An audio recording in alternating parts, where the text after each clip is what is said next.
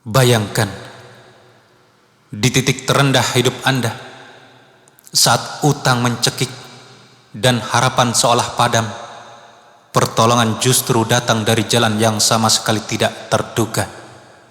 Ini bukan tentang keajaiban instan tanpa usaha, melainkan tentang sebuah kunci langit yang sering kita lupakan di penghujung hari.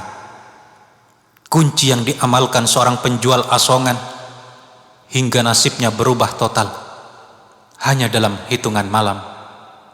Kekuatan zikir 11 kali setelah Isya ini bukan sekedar tentang materi, tapi sebuah rahasia spiritual yang mampu meruntuhkan tembok penghalang rizki dan mendatangkan kedamaian hati yang tak ternilai harganya.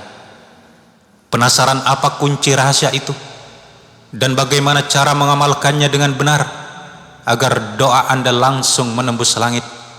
Simak terus penjelasan lengkapnya dalam video ini hingga akhir.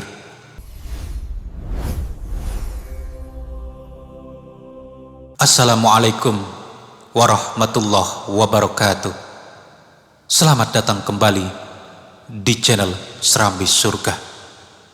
Semoga Allah selalu melimpahkan rahmat kepada kita semua, dan semoga perjumpaan kita kali ini menemui Anda dalam keadaan iman yang makin kukuh serta pengharapan yang tak pernah surut kepada Sang Maha Pengasih.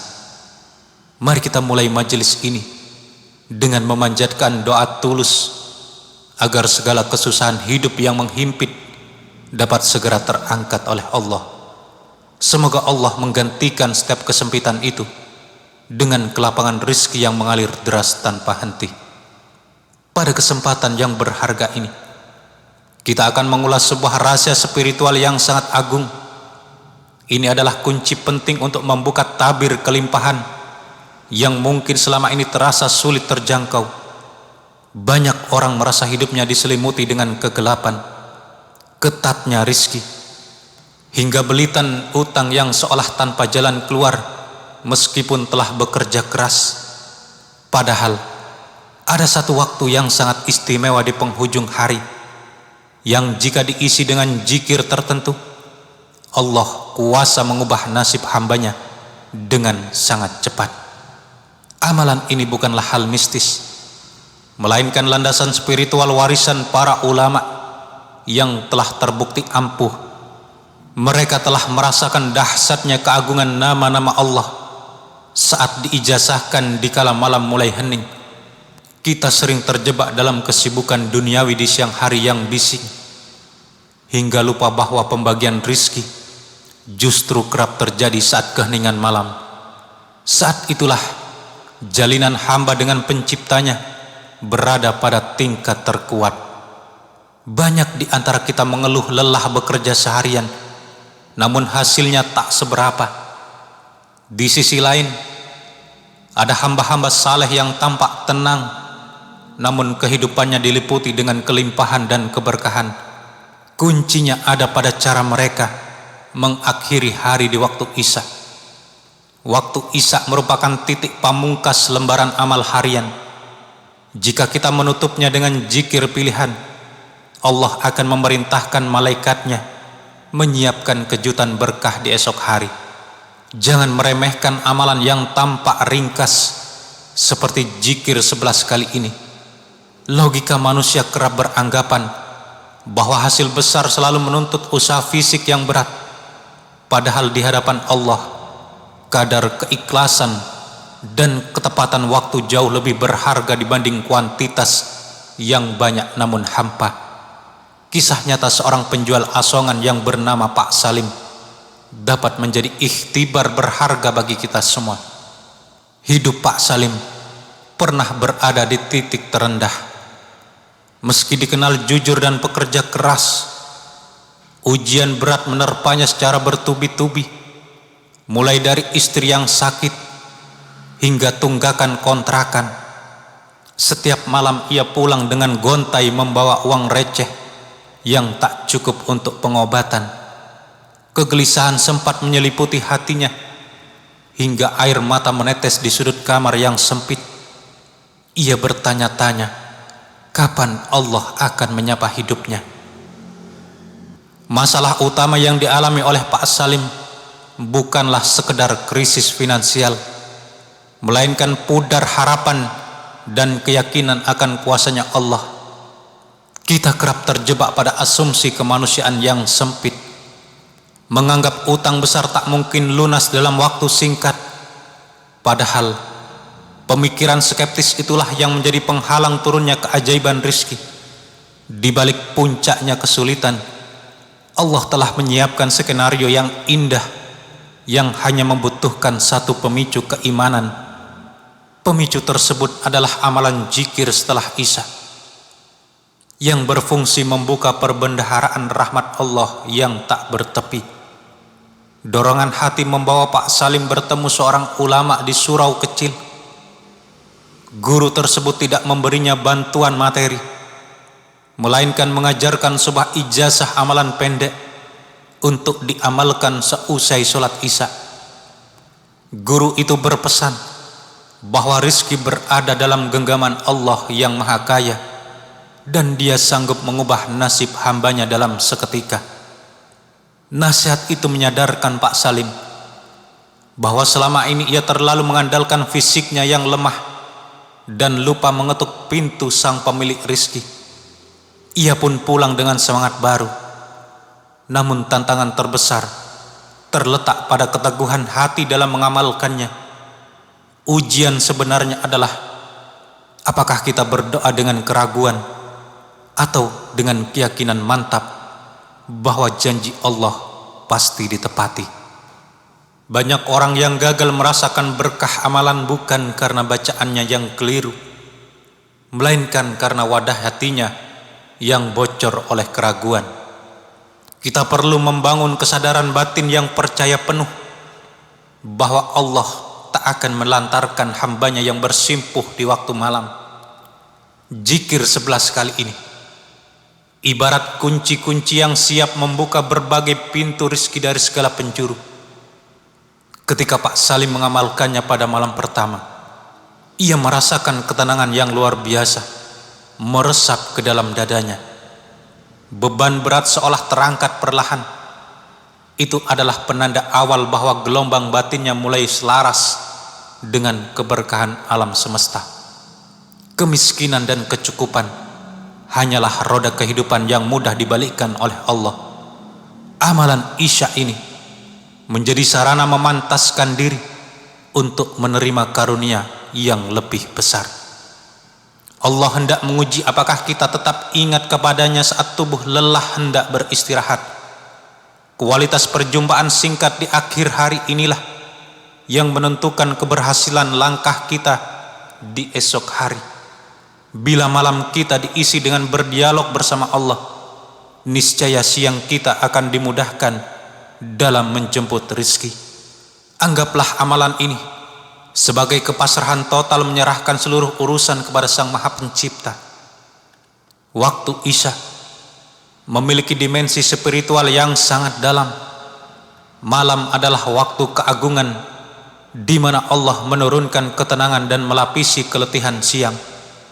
Pak Salim menyadari bahwa kekayaan sejati bermula dari kedamaian hati yang tak dapat dibeli dengan materi. Dalam prosesnya, bisikan keraguan kerap muncul menggoyahkan keyakinan. Namun ia melawannya dengan terus memupuk persangkaan baik kepada Allah.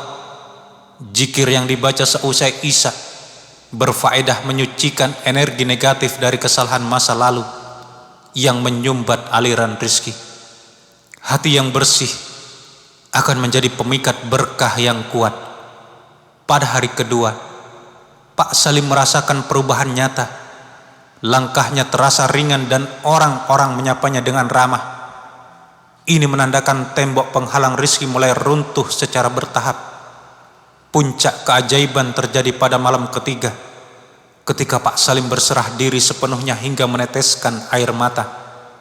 Ia tak lagi berfokus pada nominal uang, melainkan memohon ampunan dan kasih sayang Allah.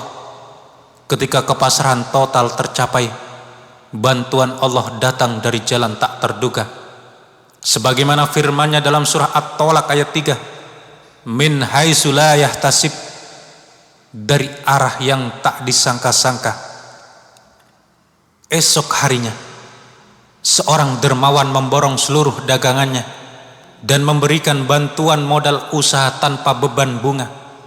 Pak Salim bersujud syukur, menyadari doanya dijawab dengan begitu mulia. Pelajaran berharga dari peristiwa ini adalah bahwa Allah selalu mempunyai cara yang indah yang tak terjangkau oleh logika dan pikiran manusia.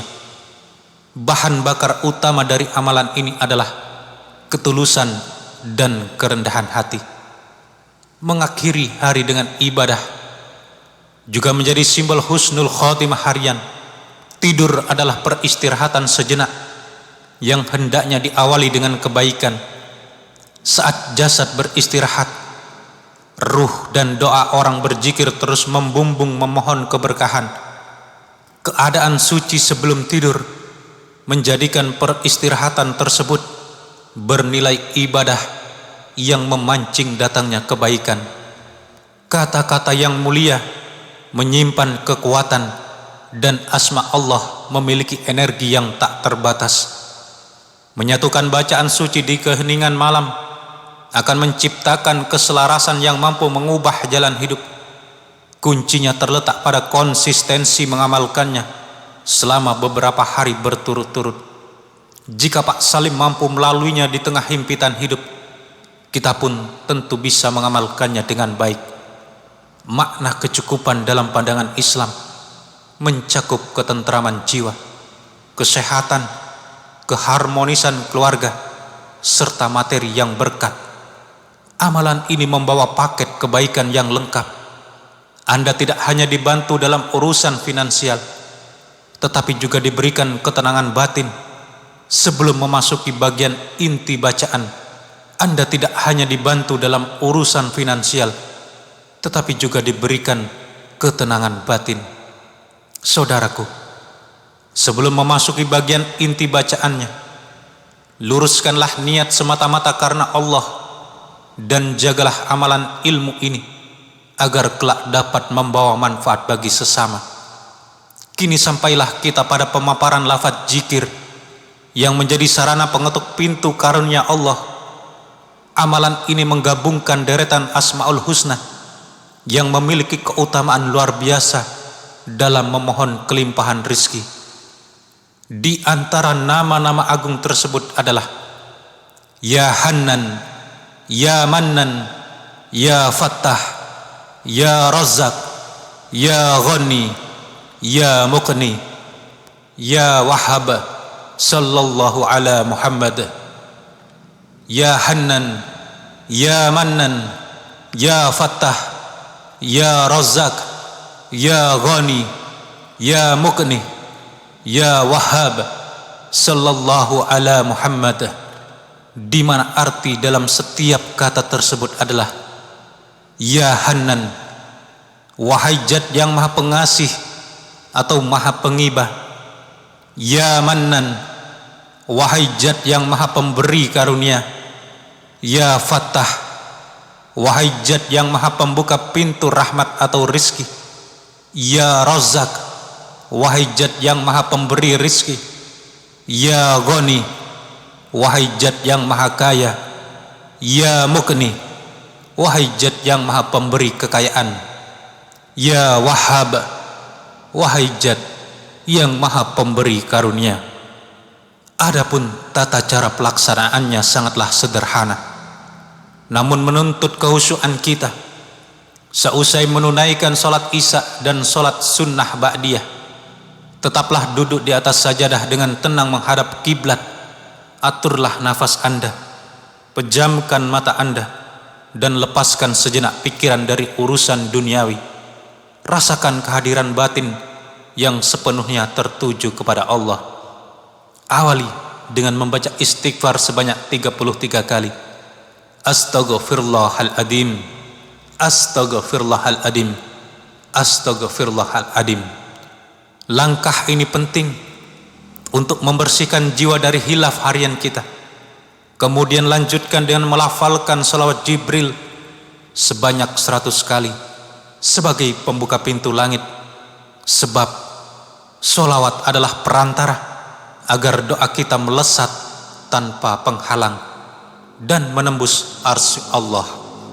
Sallallahu ala Muhammad, sallallahu ala Muhammad, sallallahu ala Muhammad.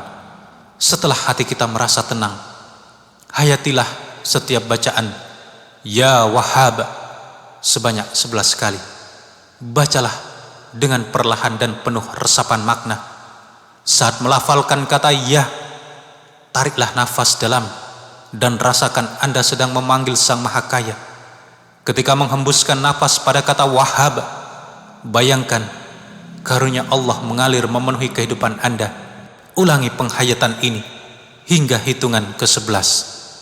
Seusai mengulanginya 11 kali, tutuplah dengan doa dengan penuh ketundukan dan menggunakan bahasa yang Anda pahami.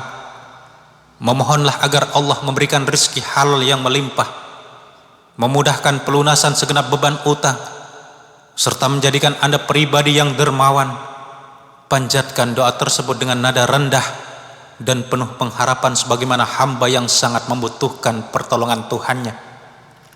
Nama Ya Wahhab menandakan bahwa Allah Maha memberi tanpa diminta dan tanpa mengharap balasan. Berbeda dengan sifat Ar-Razzaq yang memberi sesuai kadar ikhtiar. Al-Wahhab melimpahkan karunia sebagai anugerah kejutan. Inilah alasan amalan ini menjadi ikhtiar batin yang sangat kuat. Yakinlah bahwa bagi Allah menyelesaikan masalah materi hambanya adalah hal yang sangat mudah. Lakukanlah amalan ini secara berkelanjutan setiap malam seusai Anda melaksanakan sholat Isya. Malam pertama berfungsi sebagai penyucian batin, malam kedua sebagai penguatan keyakinan, dan malam berikutnya adalah momen keterbukaan pintu rahmat.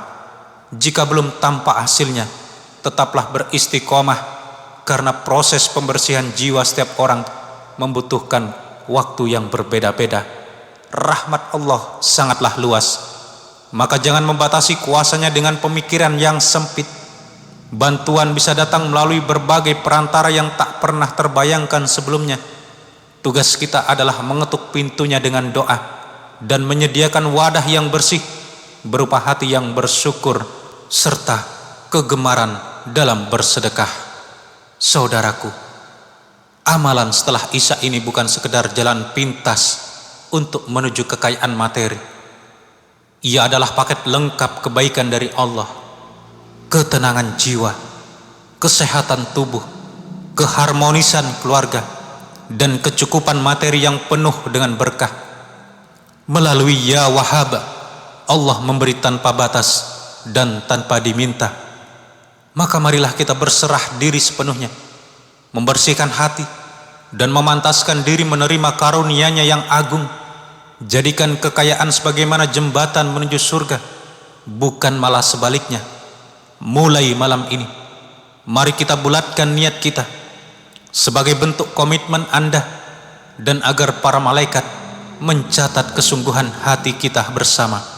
Silahkan tulis di kolom komentar, Qabiltu Ya Wahhab, saya siap kaya dan lunas hutang. Semoga energi kolektif dari doa-doa kita di video ini mempercepat terkabulnya hajat kita semua. Dan jangan lupa bagikan video ini kepada keluarga dan teman-teman yang sedang kesulitan ekonomi. Berbagi ilmu adalah sedekah yang pahalanya terus mengalir. Terima kasih telah menyimak hingga akhir di Serambi Surga. Semoga Allah limpahkan karunia-Nya. Sampai jumpa di video penuh berkah berikutnya. Wassalamualaikum warahmatullahi wabarakatuh.